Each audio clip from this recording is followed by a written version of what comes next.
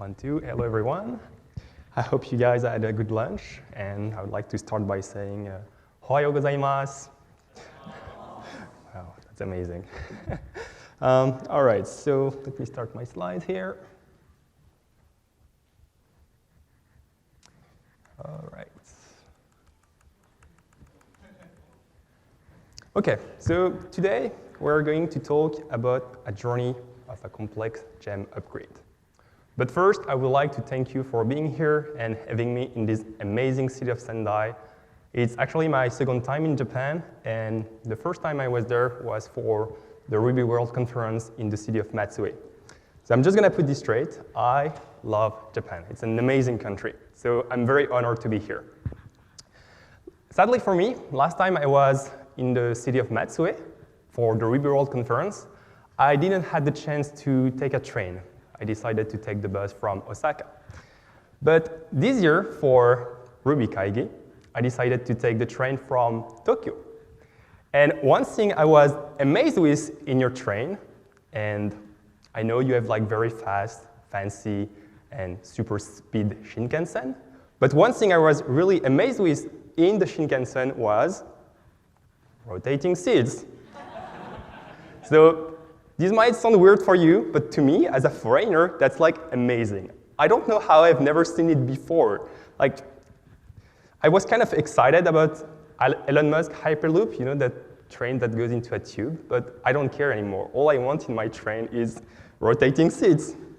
Well, actually, I think the best use case for rotating seats will probably be inside plane, because I'm sure that happened to you before, where you have a long and exhausting flight, and you know, you always have that annoying kid kicking your seat in the back. So if you could rotate the seat and just look at the kid straight in the eyes, you know, say nothing, we don't want to be rude, but look him straight in the eyes, I'm entirely sure it will stop right away. It might still be kicking you in the legs, but that's something else you'll have to deal with later. Anyway, that being said, let's start. My name is Edouard Chin. I am a software developer at Shopify, and I work in our internal Ruby on Rails team. Our team takes care of a few projects, but one of them really is to ensure that our application is always running on the latest version of Rails, as well as other gems. So don't worry too much. I know this is RubyKaigi. It's not RailsConf, and thus I won't be talking about things that are too specific to Rails in this presentation. There will be a couple slides that are a bit related to Rails, but the concept applies to any Ruby framework, really. And although I won't be talking about Rails or its internal, I will use Rails as a support for this talk because the Rails dependency is quite a large one. And upgrading it from a version to another is not an easy task, especially if you run it inside a big application. So this is the perfect example for us to experiment on how to make the upgrade process safe, faster, smoother, but also safer. Because of course, when you upgrade a gem, there's always a risk of breaking your application. So I will be sharing some technique, ideas, and tools that we built to help in the upgrade process. But again, keep in mind that everything I will be talking about doesn't specifically apply for a Rails upgrade, but to any gem that you need to bump. So upgrading a gem is a very common task, and usually it needs to be done quite frequently.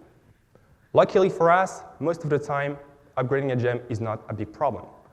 All you need to do is look at the changelog when there is one. And as a side note, if you are a gem maintainer or if you are a gem creator and you don't have a changelog in your gem, it's usually very useful to have one. And there is also a feature in RubyGem that is not commonly used, but it was added back in 2017 that allows you to specify the changelog URI directly in your gem specification. And then on your gem homepage, there will be a direct link to the changelog. That was a little side note. Let's back to our how to upgrade a gem usually. So spot any breaking changes in the changelog.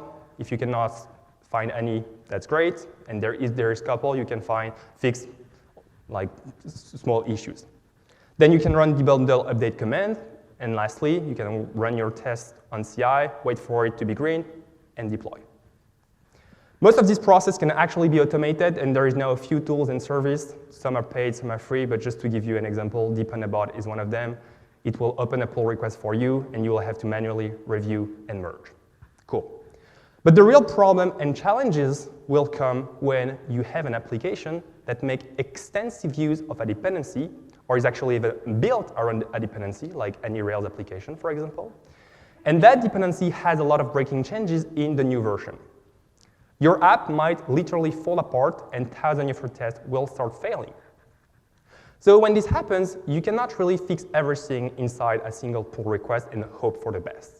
You have to work on resolving the issues progressively, one by one. When it comes to gem upgrade, gems can mainly fall into 3 buckets.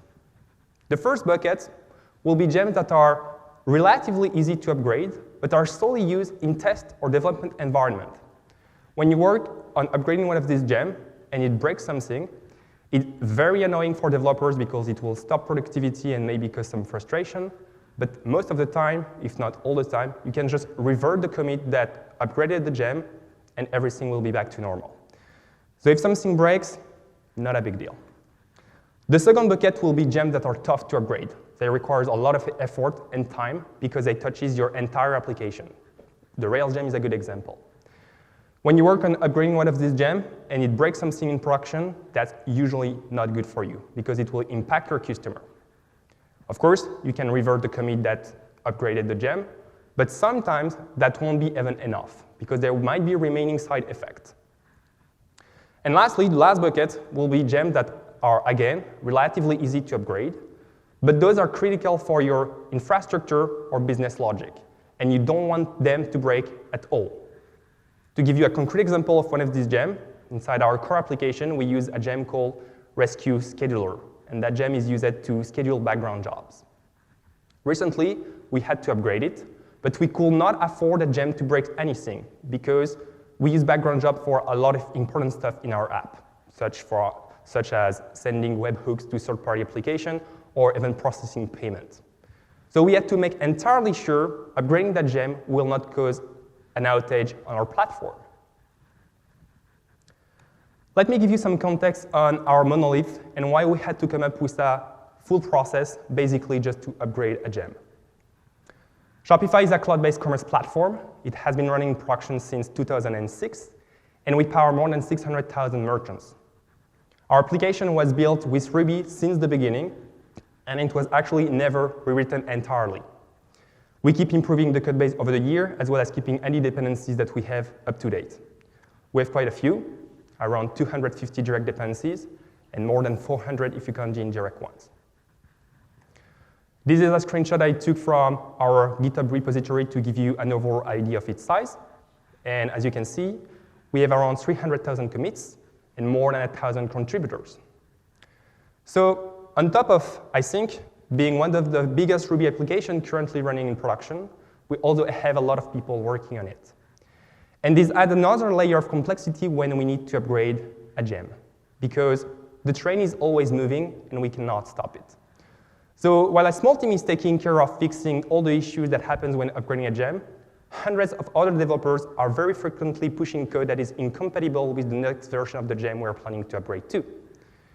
And as a result, if you don't have the proper tooling, this can delay the upgrade process by months or even years in worst cases. Every year, approximately, a minor or major version of Rails gets released. And when this day arrives, we know that we need to bump our application, to upgrade our application. Until recently, a full upgrade cycle was taking us between 6 months and 1 year for our longest upgrade ever. So basically, our team was mobilized half of the year minimum just to upgrade a single gem. This wasn't scalable. There was more and more people working on the application, and it was taking way too much time. And although we had a lot of tools already to help with the upgrade process, we realized that our toolkit was missing something. Let me explain you how we were doing things previously, the main pain point we were facing, and finally the solution we came up with. So when we work on upgrading a large dependency, such as Rails, the first step we do is to prepare our application for dual booting. So if you have an app and you manage your dependency with Bundler, I'm sure you do, then you'll have a gem file looking like that, and of course, an associated gemfile.log snapshot. In our application, it's almost exactly the same, but we have a bundler monkey patch in the gem file. So that's not the cleanest way to achieve this. There is other way, but we were not aware at the time we wrote that code, and it's called eval gem file.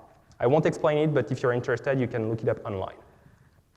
You can focus your attention on these few lines of code here. So these few lines of code will tell bundler to get the dependency from another snapshot whenever the Shopify Next environment variable is present.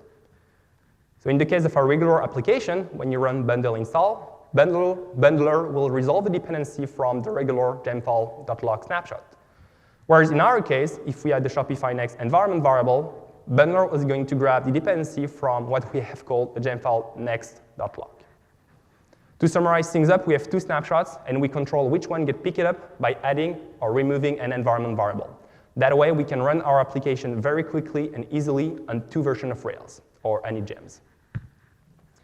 The second step we take care of when upgrading a large dependency is to fix any issues that happen during the booting process, like, for example, broken code that was eager loaded. When I say, so the main goal for this, to be able to fix all the issues that happen on boot, is to be able to run our test suite. So when I say running our test suite, I'm not saying that the tests are going to pass, but at least they need to start. At this point, we know that a lot of tests are going to fail. And last step, which takes probably like 95 or 99% of the total time to grade, is to fix all the issues. So as I was saying a couple minutes ago, one thing that delayed the upgrade process by a lot of time was the fact that a lot of developers were pushing code that was incompatible with the version of the gem we were planning to upgrade to. It wasn't their fault, they just didn't know. So a solution to that problem would have been to add a new CI check in order to run our application on two versions of the gem. So something like this. Instead of running on one version of the gem, running at two, and in order to merge the pull request, both CI have to be green. But the problem with this approach, and why we could not do it, is because, again, we had too many existing failures. So that was our CI. It was completely red. Having a CI that's completely red is not very useful. If a developer pushes code that doesn't work, there is no way to differentiate because we had so many existing failures. So that's one lesson we learned. We need to stop doubling first. So we thought about the problem, and we decided to create a new set of tools that we ended up trying during a Rails upgrade a few months ago. And it turned out that this upgrade was actually the fastest and the smoothest we had ever done. So how does that work? It's sort of the same way. We prepare our application for dual booting, and then we fix any issues that might happen during the booting process. And lastly, we enable CI. So as I was just saying, we could not enable CI because we had so many existing failures. So we ended up creating a tool that will make CI fail only when new broken code is introduced. Any existing broken test will be marked and allowed to fail. So this is a concrete example. There is a test. It is failing for any reason. We mark it as failing on Rails Next or failing on any gem that you like. And even if it's failing, the tests are going to pass. I'll explain how this works. And afterward, I will also explain what's the difference between skipping a test and marking a test. Because at first sight, that looks like very similar, but it's not. So if you're a RSpec user, I apologize. Our tooling is mostly about Minitest, and the example will be about Minitest. So as you can see, we use the mark as declaration to mark a test. And this syntax might maybe remind you about rake task, where you define a task, and on top of it, you can add a description. Of course, that description only applies to that specific task and doesn't leak to others. In our case, it's the same idea. We mark a task, and we don't want the mark to be applied to other tests. Then that's how we can check if a test was marked or not with a specific tag. I'll show you now how we make use of this. And for that, we use what Minitest calls a Minitest reporter. So I won't have time to explain in details how Minitest work, but I'm sure you have seen this output if you ever run a test on Minitest before. And this output comes from Minitest reporters. So by default, Minitest ships with a couple reporters. The first one is the progress reporter, which allows you to see a progress of your run. And the second reporter is the summary reporter, which allows you to see a summary of your entire test run. The reporters are aware of your run because when Minitest runs, each test, it stores the result of the run inside what is called a result object. And that result object is very simple. It contains information about the run, such as the number of assertions, the time it took, but also the failures here in this case. And the result object gets passed along to all the reporters one by one. When all the reporters are done outputting their information, Minitest is going to exit with a regular shell exit code. 0 for success, anything but 0 for failures. And that's what your CI will look for to determine whether or not your test script failed or succeed. So now that we understood that, let's have a look at our own reporter. So there is a bit of code, but it's not that complicated. I will explain in details. So the first thing we take care of is defining the after-test hook, which is a hook provided by Minitest. Inside that hook, we check if we know that the test is going to fail, and most importantly, are we running on the next version of the gem? Because if we are not, we don't want to alter the result of the test, of course. Then the second thing we take care of is defining the record method, which is again a hook provided by Minitest. And that method gets passed in argument that famous result object that contains all the information about the run. So what we do here is we clear the failures if we previously knew that the test was failing. The failures is simply just an array, so we clear everything. What's going to happen next is that that same result object is going to get passed along to all other reporters one by one. And the reporters won't be able to tell if there was failure because we already cleared everything. And that's exactly what we want. So what's the difference between what we're doing now and just skipping a test? Because so far, it's exactly the same. A test is not working, let's just skip it.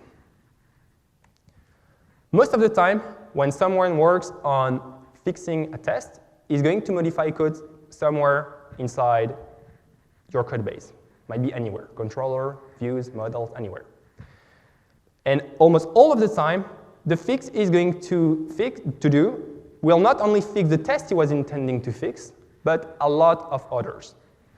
And if we were skipping all the tests, there will be no way for us to determine which tests are actually failing, so our list will be completely inaccurate over time. So basically, if a test is marked as failing on the next version of a gem but doesn't contain any failures when it runs, that means it should not be marked. And the only way for us to ensure that the mark gets removed is to make CI fail and tell developer explicitly to remove the mark with a please, pretty please. So that might sound an aggressive way of doing things, but that way we can have a very accurate track of the progress we have done and the things that we need to fix. So just as a heads up, a small change can literally fix hundreds of tests, and that's why we need to make sure our list is completely accurate. So the side advantage on stopping the bleeding is that you get help from a lot of other developers indirectly, because they have to have a green CI in order to merge the pull request, otherwise they will get blocked. But again, because they are going to fix something in the code that usually propagate to other tests, they will help you indirectly. Another thing that will help you in the upgrade process, and actually help it last by a lot, is workforce. Obviously, the more people involved in the upgrade process, the less time it's going to take to fix all the issues. But it's not that easy. Parallelizing the work amongst your team is not very easy because most of the time there is no clear distinction on who should own what. So around a year ago, a project started in our app that is completely unrelated to dependency upgrade. However, we leveraged it as a way to help us. That project is called Componentization. I won't expand, but essentially the main goal was to make the development on our app more proactive. And it's here to help with a couple things, such as code organization as well as code design. But for the matter of this talk, we only care about the former, which is code organization. This is a structure of our regular Rails application on the left side of the screen, and after componentization on the right side. And as you can see, after componentization, there is a new components folder, and inside it reside every component. To not make the screenshot too big, I removed all the components but just one, but we have more than one. We have around 30 or 35 components. Each component has a point of contact, or a steward, as we prefer to call them. So I was saying that we leverage that to help with the upgrade process, because we now have a natural way to identify which code belongs to which component. And thus, when we were upgrading a gem and we had a lot of failures, we decided to count the number of failures per component and created a spreadsheet out of it. And then we asked every component stewards to help fix issues that was in their component. And lastly, every week, we upgraded the spreadsheet to reflect the changes we had done and the progress we have made. And we started doing this on purpose. Gamification took place, and component stewards with their team worked super hard on having their component all green. So in your application, if you can have a way to clearly distinguish who should own what and add some gamification in the middle, that will help you speed up the process. Now that our test suite is now entirely green, there is no more failures and everything looks good, it's finally the time to deploy our gem in production. However, we want to take as less risk as possible, just in case something is going to break. And for that, we have a tool to deploy a gem only on a small subset of our data centers. So here in this case, this is a bot that posts on Slack whenever our application gets deployed. And it also tells us the percentage of servers that are going to serve requests using the next version of the gem. So this value is set inside our deployment tooling, and it's usually set to a very low value at the beginning. Then we monitor for any exception that might have been triggered because of the upgrade. And if everything looks good, we incrementally increase over a few days to finally reach 100%. When we deploy, we also profile our application for performance. We don't want to have performance regression. That's also another bot that displays a sampling call stack.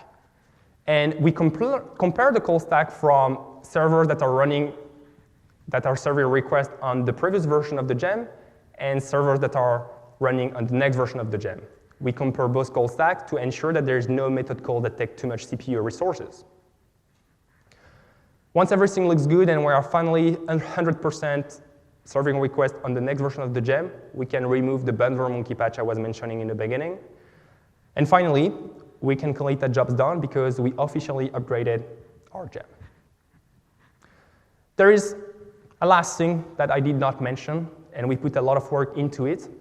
But that work started even before we started upgrading our application. And it's about deprecation. The less deprecation you have for a given gem, the easier it's going to upgrade it.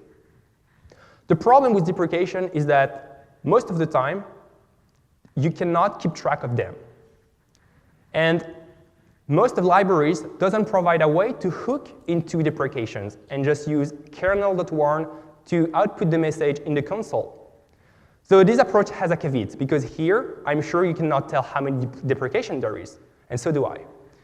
So if a developer wants to write new code and unintentionally add code that is deprecated, there will be no way for us to tell, because there are so many existing deprecation. So you might like or dislike active support, but when it comes to deprecating code, active support has a nice feature. And if you're a gem maintainer or gem creator and you deprecate your code with active support, then your user will have a way to define a behavior on active support that will get triggered as soon as a deprecation is triggered. So that's very useful.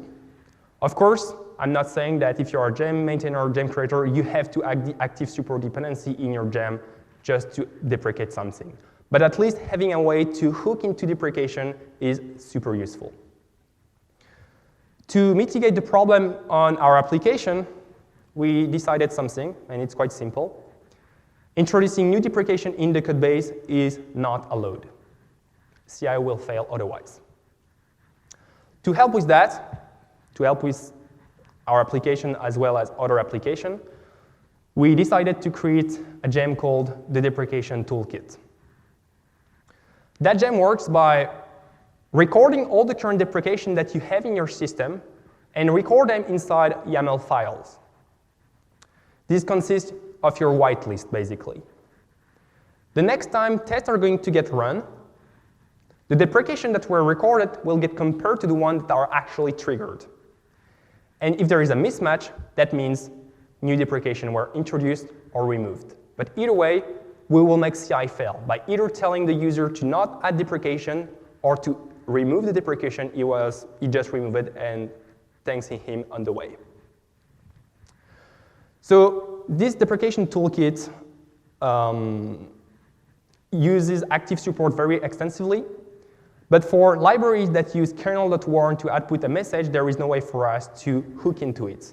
So we had no choice but to monkey patch the warning.warn method, basically. Of course, everything is configurable. We were planning to open source that gem a couple weeks ago, but I didn't have the time to work and polish it. But as soon as I have, I will open source it. So to wrap things up and to summarize everything we have said so far, the first and most important thing will probably be, please add rotating seats in plane. Then, secondly, you need to have a way to run your application with different versions of a gem. So you can add dual booting. You can, either our techniques or either using a bundler eval gem file, which is very useful.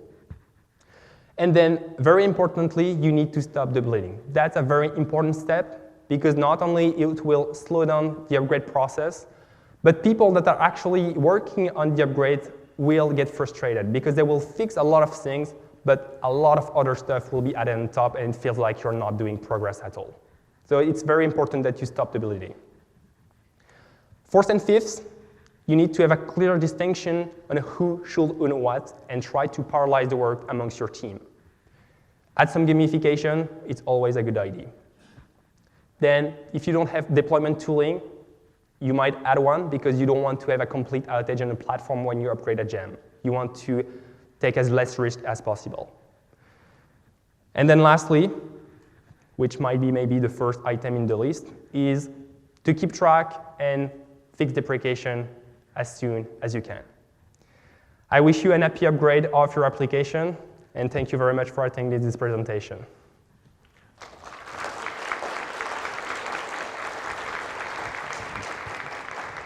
If you have questions, or even if you want some Shopify sticker or want to talk to me, I will be very happy to. Hi, I want to ask about the stop the bleeding. We want to fix the unit test, maybe CI and others. Mm-hmm. But what I want to ask is if the gem after we upgrade and then the broken things is in the gem, not in our application. How do we know about that? Because sometimes after the gem upgrade, the gem have a bug in it. How do we know about that? I see. So is your question about how to make sure the gem that you're trying to upgrade doesn't have any bug inside it after upgrading? Yes. Yeah. So you cannot really make sure a software doesn't have bugs. There will be bugs everywhere. But when there's bugs, you want to mitigate the risk, because in our case, when we upgrade Rails, where we even deploy our application on release candidates of gems. So there is few bugs remaining. We know it. But with our deployment tooling and by being able to serve only a very small subset of requests to our customers with the newer version of the gem, the impact is very low, and we can easily determine what's causing the issue, roll back, and everything will be back to normal. And only a few customers will be impacted. I see. Okay. Thank you. No problem. Hello. Hello. It's not really a question. I don't know if you are aware, because you were showing the deprecation module. Yeah. Yesterday, I've attended a talk by Hiroshi Shibata, and I wasn't aware of that. Apparently, Ruby Gems has inbuilt deprecation module called gem, deprecation. I don't know if you're aware of that. Oh, And you okay, can- well, no, I and was... seeing your components, which look like little kind of gems, I was thinking if, this could be useful to you or help you. Thanks for the heads up. I was not aware of that, so I will definitely have a look right after. I wasn't either, but it That's might be really useful. cool. Yeah, thank you for the heads up. No worries. Thank you. All right. Well, thank you so much, and enjoy your day. Arigato.